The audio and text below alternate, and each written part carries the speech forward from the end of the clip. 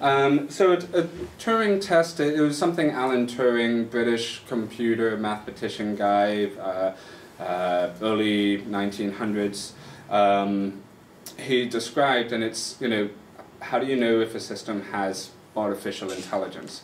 Well, it's if a human can't tell the difference. If you have a screen and the computer is giving answers, can you tell that it's a computer? So we tried to do the same thing for automatic mixing, where we took all of our automatic mixing tools, automatically pans all of the sources, corrects the delays, automating the EQ. At the time we didn't have automatic dynamic range compression, so it didn't have that. Automatic faders, automatic acoustic feedback prevention, and I think those are the main ones. But we put them all together and we submitted it to a student recording competition. We didn't tell the judges of that competition that it had been programmed by students, but it wasn't actually mixed by students. Anyway, we didn't win the competition. But the judges didn't come back and say there was something really weird about that mix. They just said it wasn't very good, which is all right. So in a sense, it passed the Turing test.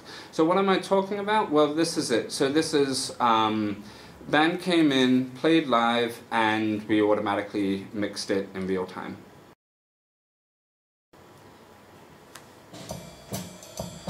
I'll turn it off a bit.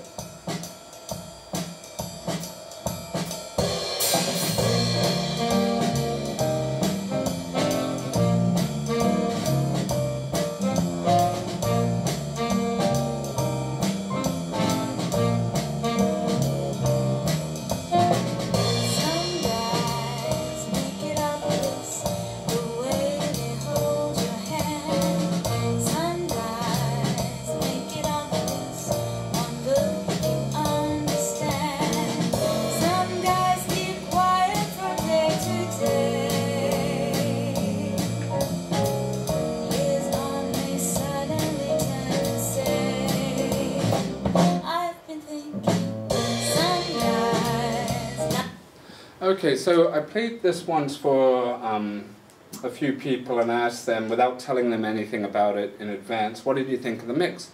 And one person said, needs a lot more compression. We didn't have an automatic dynamic range compressor. Another one said, I would have put the vocals higher. Well, our automatic level control didn't know what was vocals, so it tries to mix everything close to the same loudness, but doesn't have any intelligence about the vocals. Anyway, they picked up on quite a lot of the things that ours did not do and should have done. So it was good advice for telling us how to do the research a bit better.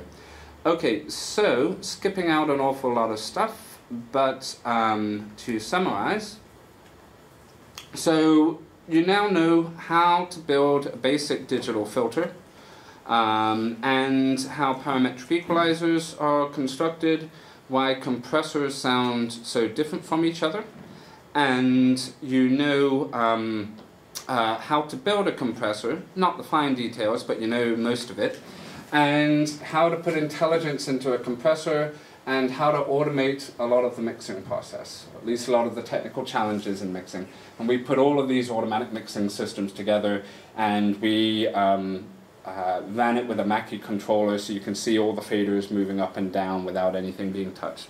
Makes for a great demonstration, which I did not bring with. And we've also got, I won't mention it, but we've got ways to reverse engineer a mix. If you've got the masters and you've got the final mix, it'll tell you what were all the settings on the equalizers and so on that produce that final mix. So we can make these the editing simpler by using these intelligent tools. I went too fast. And automate repetitive and technical tasks, but we aren't trying to remove the creativity. So today's mixing console looks like that, sort of, and you can tell I'm not a user interface design expert, because I think tomorrow's user interface might look something like that. That's the idea with the automatic mixing. Okay, I think it's much too late, so at this point, any questions? Yeah. I'm just curious, in terms of the intelligent designs, how much of it would be actually self-assessing any processing that is done? Like in your system, obviously, it's doing analysis, find out what to process and how to process. But once that processing is applied, does it have yet another stage of analysis to check and kind of an error correction idea? Yes, because so for instance in the faders, it's measuring the loudness of the signals and gets the final mix and knows how close it's gotten to its targets. So it's always trying to optimize towards targets. It's not actually a straight feedback system where it analyzes the final one, but it knows what it's done in the attempt and then continually corrects. So if it sets the loudness too much, it'll then bring it down. You can see this when it's operating. When it's setting, say, the panning will move a source sort of like this. And it does that very quickly. Yeah. Or else it'll converge like that, but it does it quickly, so it does adjust, and it adjusts to changing sources. Mm-hmm. It doesn't pick one value. If we basically, if a new person comes along and plugs in his guitar, it'll then pan that new instrument as it comes into the mix. Yeah. Could you see presets being developed here that sort of maybe linked to genres, so that you want the mix to go in a certain way that a certain genre of music would be mixed? That would certainly make sense, and we haven't done that yet because it's all been sort of proof of concept. Is this possible? And the only things we've really gotten polished are, the cone filtering, which is really genre independent. But we came across one interesting thing that needs to be noted. So one of the first people I explained this to says it won't work because when I'm mixing a jazz quartet, I mix it completely differently than when I'm mixing a metal band.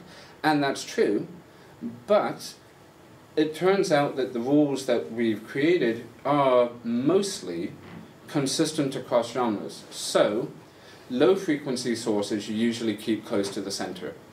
High frequency sources, you've got two high frequency sources, you want them panned fairly wide from each other. And that's true regardless of genre. Something too quiet in the mix that's really inaudible, you're going to boost it. Something overpowering everything else, you're generally going to reduce it. Now, we don't know who the lead guitar player is, a real show-off, and so he should be louder than the rhythm guitar player. But the general rules are still applying. You have a resonant frequency. Electrical hum from the room, you want to remove that. So most of the things that we've applied are genre independent, and a lot of mixing completely differently is because people are playing completely differently, and the instrumentation is completely differently. But if I were, well, here's the thing, I suppose you could have the something like Kronos Quartet playing a Metallica song with stringed instruments. It's great when they do that. But, and in which case, how would that be automatically mixed? I think it would actually be automatically mixed based on the fact that these are stringed instruments with certain frequency content, not based on the fact that the genre is actually metal.